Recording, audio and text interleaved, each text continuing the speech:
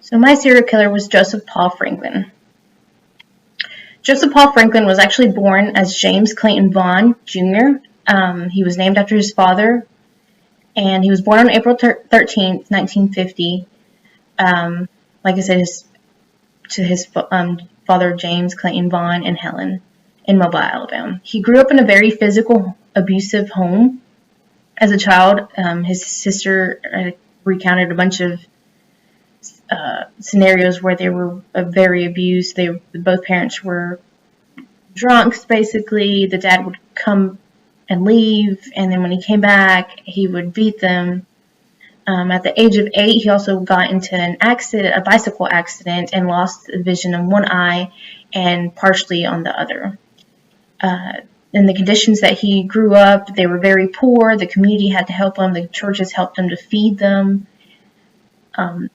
Another thing that should be noted is the neighborhoods that he lived were segregated, and this is where a lot of racial tension came in. Then he witnessed all this. He witnessed people in authority actually being abusive towards African Americans. He was fascinated by Hitler to where he even stole a book from the public library. And it should also be noted that Helen was actually from German descent. And that that side of the family actually supported Hitler and not the Nazis movement. And then this is where he decided to change to his name to Joseph Paul after Hitler's propagandist, and then Ben Franklin from Ben Franklin. He also became very religious, but not in the way that you would think, not like reading the Bible every day and going to church. He actually just liked the sections where it had said that the white race was superior. So James Clayton Vaughn Jr., or Franklin, joined the KKK, but then after a while didn't like it because they weren't hardcore enough for him. He also joined the American Nazi Party, and he did work for them. I think he delivered newspapers or magazines for them. He then joined the National Guard for Alabama, and that's where he learned how to shoot rifles. His first targets actually were Jewish people. Amite was his first possible victim, but not really. He had planted a bomb in their home, and they had slept on the opposite side of the house, and so their house was damaged, but no one was killed. Same thing for the Chattanooga synagogue. He had planted a bomb, but it never hurt anyone because I think he had set it too late, and they were released early.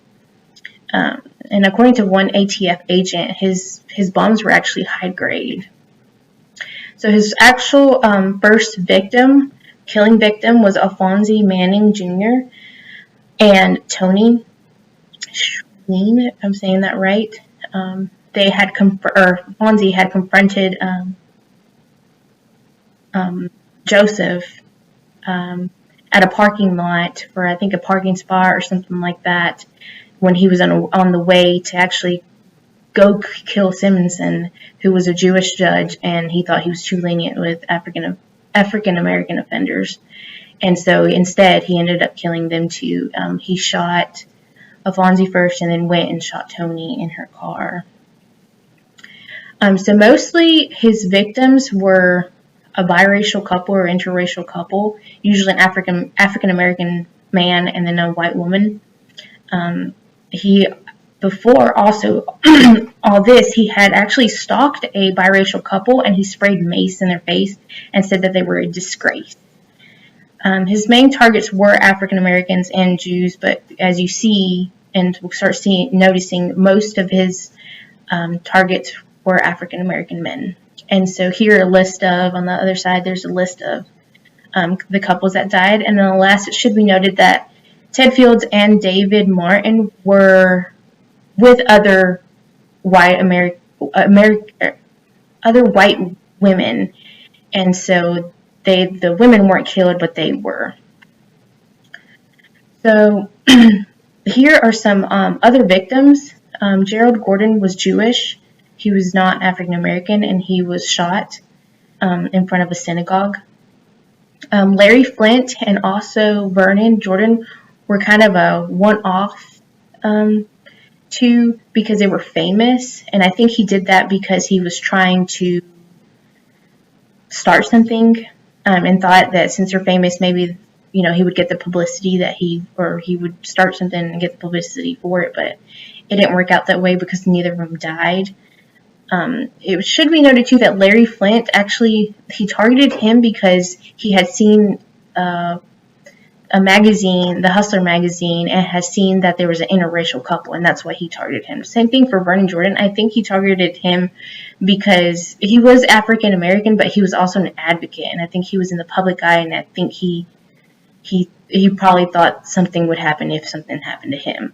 And then as for the rest of them, they were African American, just enjoying. I think one of them was eating at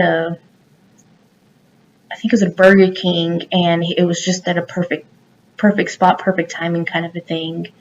Also, it should be noted that Daryl Lane and Dante, the two boys, he said that he sat there for 2 hours looking for a interracial couple and then never found one, and so then he saw them two coming by, and that's why he shot them. Then we have other victims. Mercedes Lynn, Masters, Rebecca, Nancy, and Vicky. They were hitchhikers, and then Mercedes was a prostitute, and he would ask them if they've ever been with an African American man, and if they said yes, then he would kill them. So his modus operandi before the crime was to scope out the town, find a good place to shoot where he wouldn't be spotted at. He used primarily a rifle or a gun that could shoot from a distance. He would also rob banks to have money to buy all this stuff, the guns and the cars and all that stuff.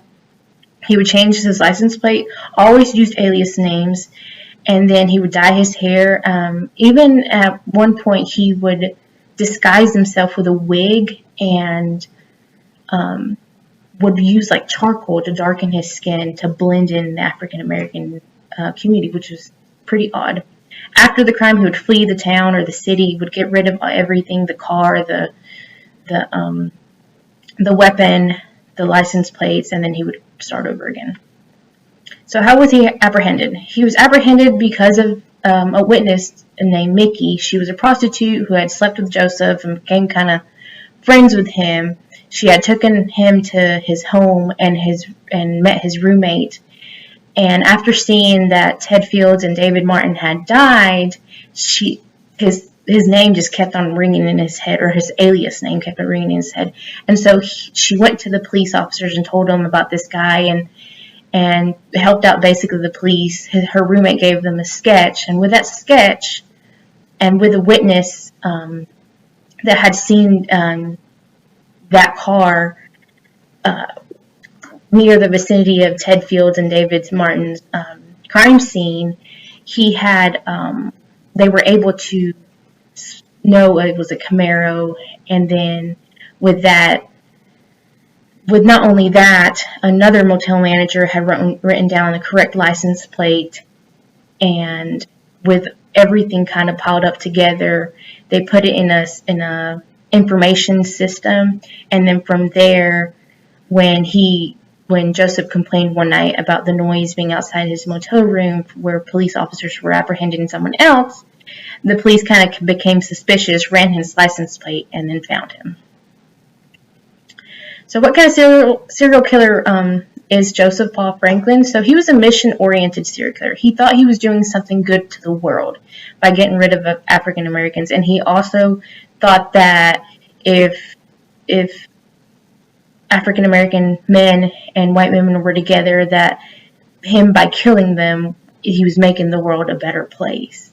He also thought, which was pretty interesting, that God protected him for the 3 years that he did his killing, which is kind of weird to think about.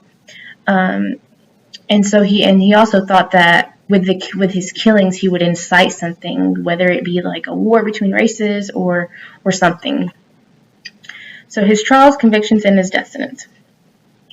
He was tried for Ted Fields and Martin's murder, attempt murder for Vernon, the bombing of Chattanooga Synagogue, the murder of Gordon, the death of Daryl Lane, Dante Brown, and for the murder of Manning and Schween.